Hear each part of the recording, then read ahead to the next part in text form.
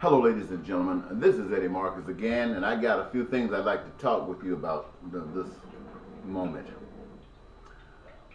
Most, as a social scientist, I have found out that most people want to live happy, and happiness includes a little peace, a little prosperity, a little joy. It means being able to have something to do in this life that you like doing, a good job. It means being able to live in a home that you like, being able to have in that home the things that you like to have in your home. You like to have transportation. In fact, you like to be able to travel different places and be able to travel whatever by whatever means necessary to get there. Most of you like children and you like to raise them and you like to see that things have been done better for them than things that were done for you.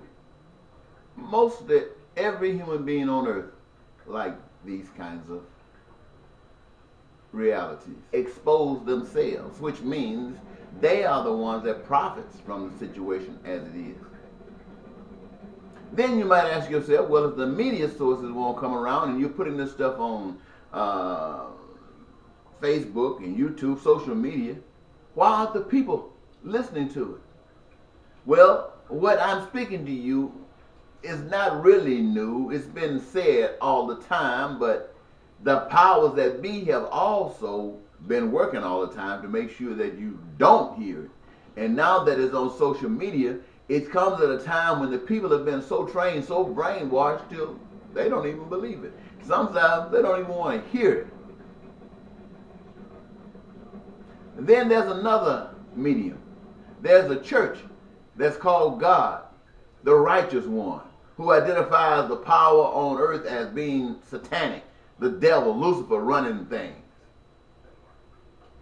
And yet, the church goes along with it every day. Even on Sunday, they worship God on a day that God said, don't worship me. God says, according to the word, worship me on the seventh day. But the devil says, no, worship on the first day. And the whole Christian community, except a few, worship on the first day. So you should ask yourself, who are you? And what are you? And what is your future? If you want to know your future, look back at the Jews in Auschwitz. You see what happened to them? If you want to know your future, look back at the founding of this country and think about the natives. What happened to them? You want to know your future? Think about those blacks who are living in Africa, who right now live all over the world because of, you know the story. You want to know your future? Think about the flood and why it happened. You want to know your future? Do you want to change your future? Changing your future means changing yourself. It means getting this junk out of your head that you've been brainwashed to believe and accept. Stuff that's killing you. And put some new stuff in that didn't come from your enemy, but rather comes from your heart. And let that be the source of your daily walk. Do you know who you are? I ask you, when you say you want to be able to pull to the gas pump and fill your car up with gas, when you want to have your mortgage payment and not have to struggle for it, when you want to have a job, when you want your dreams to come true, and everything it seems is against your dreams coming true, and someone like me come up to you and say, I want to tell you what your problem is and how you can do it. Why don't you listen? Is it because the enemy of truth didn't tell you? They tell you can buy a lottery ticket and become one of the wealthiest people on earth.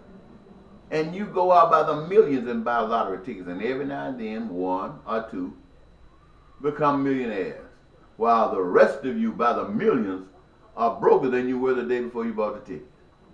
And yet you keep buying the tickets rather than do the things that would end all of your poverty for as long as you follow that track. Are you intelligent? Maybe that's your problem. You're so intelligent. Well, my whole point here is to say this. Your peace, your prosperity, your joy, your dreams coming true. It's not in the hands of the man behind the scene that's writing your money, collecting your money, putting you out of your homes, putting you out of your job. It's not in his hands. Your peace and prosperity is in your hands as an individual, as a collective body. So don't blame the man. Blame yourselves. Don't blame the President of the United States. Blame yourselves. Don't blame the Congress. Blame yourselves. Because the President, the Congress, and the men behind the curtain only represent you, who they have created. Now, I want change. I can only speak to you about it. I can only stand up and walk the talk. But I will have peace within, but I won't have peace outside here. Why? Because the man is designed that I want.